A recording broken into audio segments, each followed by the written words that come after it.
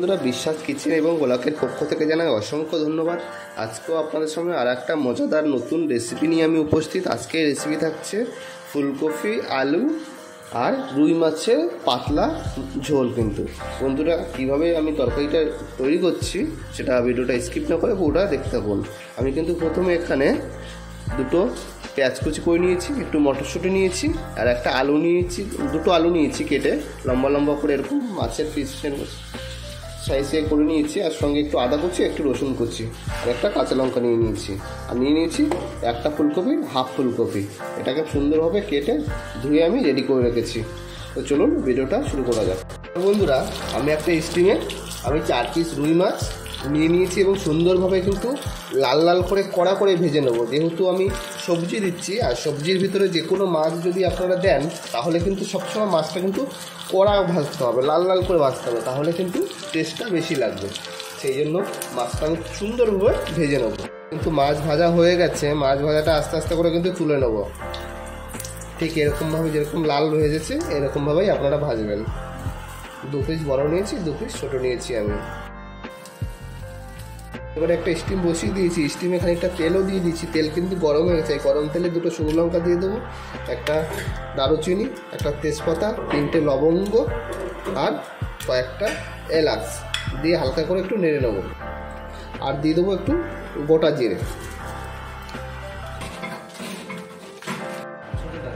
তারপর বন্ধুরা, এখানে কয়েকটা গোটা রসুন দিয়ে দেবো আর একটু আদা কুচি দিয়ে 1 থেকে 1.5 মিনিট একটু নাড়িয়ে নেবো।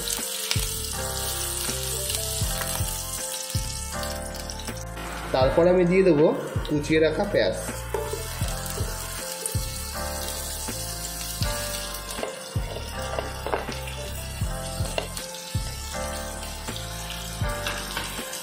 পেঁয়াজটা দিয়ে কিন্তু মিডিয়াম ফ্লেমে আমি আরও 5 থেকে 10 মিনিট হালকা ভেজে নেব।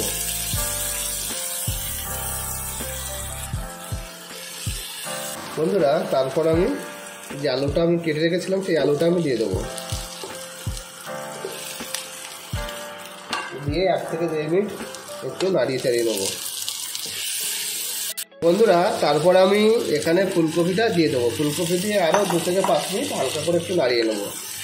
নাড়িয়ে কিন্তু এটা কিন্তু ভালো করে ভাজতে হবে আর কষাতে হবে সুন্দরভাবে। অল্প একটু পরে কিন্তু আমি এখানে এবার দিয়ে দেবো স্বাদ মতো লবণ আর দিয়ে দেবো হলুদ।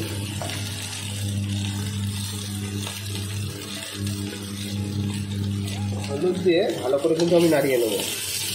আর কষানোর সময় কিন্তু মিডিয়াম ফ্লেমে কষাতে হবে সবজিটা ভালো হবে। সবজিটা যদি সুন্দরভাবে কষাও তাহলেই কিন্তু তরকারিটা খেতে আরও সুস্বাদু হবে। হলুদ দেওয়ার সাথে সাথে কালার চলে এসছে।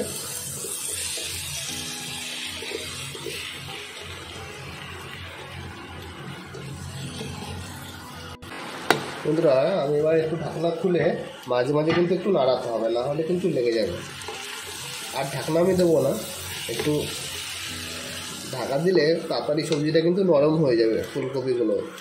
আর যখনই জল দেবো তখন কিন্তু ওটা আস্তে আস্তে গলে যাবে। সেই কারণে আর ঢাকা দেবো না, অল্প একটু ঢাকা দিয়েছি, লেগে লেগে যাচ্ছিলো সেই কারণে ঢাকা দিয়েছিলাম। এর কষা কষা করে ভাজবো। এবারে কিন্তু হালকা করে আমি একটু জিরের গুঁড়ো দিয়ে দেবো এখানে। আর কিছু আমি কিন্তু এখানে অ্যাড করবো না। একদম প্লেন সবজি খেতে কিন্তু বন্ধুরা দুর্দান্ত লাগে। আপনারা বাড়িতে এরকম একবার ট্রাই করে দেখবেন, খুব সুন্দর। কিন্তু এই ফুলকপি আলুটা কিন্তু সুন্দরভাবে ভাজতে হবে, ভালো ভাজলে ভালো রেসিপি হবে। এবার কিন্তু আমি মটরশুঁটিগুলো কিন্তু দিয়ে দেবো। মটরশুঁটি একটু দেরি করেই দিলাম, তার কারণ আগে দিলে গুলো যায়, সেই কারণে একটু লাস্টে দিয়েছি। লাস্টে দিয়ে আরও 5 মিনিট ভাজা করে নেবো আমি। কিন্তু একদম সবজি কষানো কমপ্লিট। আমি এবারে একটা স্টিমে একটু জল গরম করে নিয়েছি, সেই গরম জল কিন্তু উষ্ণ গরম জল আমি এবার দিয়ে দেবো সবজির ভিতরে।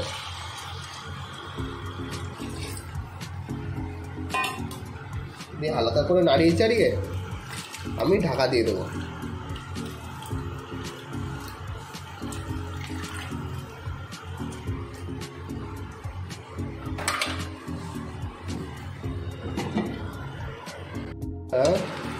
আমার সবজি কিন্তু ফুটে গেছে। এবার আমি যে মাছটা ভাজা করে রেখেছিলাম সেই মাছটা কিন্তু এবার দিয়ে দেবো সবজি ভিতরে দিয়ে হালকা করে এরকম করে ঠিকঠাক করে বসিয়ে দিয়ে আবার আমি এটাকে ঢাকা দিয়ে দেবো।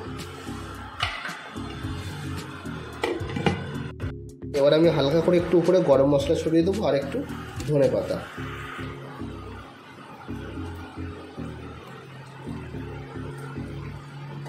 হালকা করে একটু নাড়িয়ে দেবো, নাড়িয়ে দিয়ে আমি আর 1 থেকে 1.5 মিনিট হালকা করে একটু ঢাকা দিয়ে তারপরে স্টিমটা বন্ধ করে দেবো। তো আজকের রেসিপি কিন্তু আমার কমপ্লিট। তো আমার চ্যানেলে যারা যারা নতুন, চ্যানেলটি সাবস্ক্রাইব করে অবশ্যই পাশে থাকবেন এবং বেল আইকনটি অন করে দেবেন।